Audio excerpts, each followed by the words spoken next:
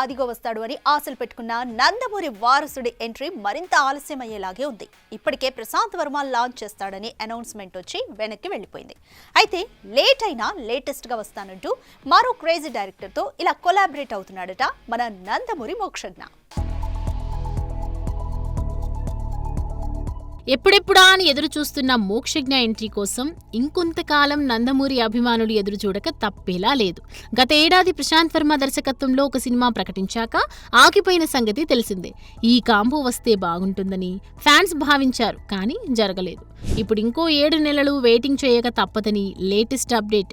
ప్రస్తుతం శిక్షణ మొత్తం పూర్తి చేసుకున్న మోక్షజ్ఞ ఫిజికల్ ఫిట్నెస్ కోసం మరికొంత సమయం తీసుకోబోతున్నాడట. గౌతమపుత్ర శాతకర్ణి, ఎన్టీఆర్ కథానాయకుడు, ప్రజానాయకుడు తీసిన దర్శకుడు క్రిష్ చేతికి మోక్షజ్ఞ ఎంట్రీ బాధ్యతని ఇవ్వబోతున్నట్లు ఇన్సైడ్ టాక్.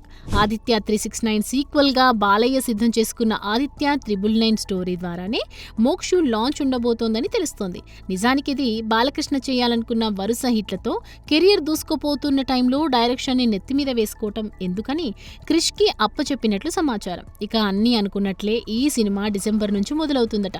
ఏదేమైనా కనీసం ఇప్పటికైనా మోక్షుని త్వరగా లాంచ్ చేయండి అంటూ కోరుకుంటున్నారట బాలయ్య అభిమానులు.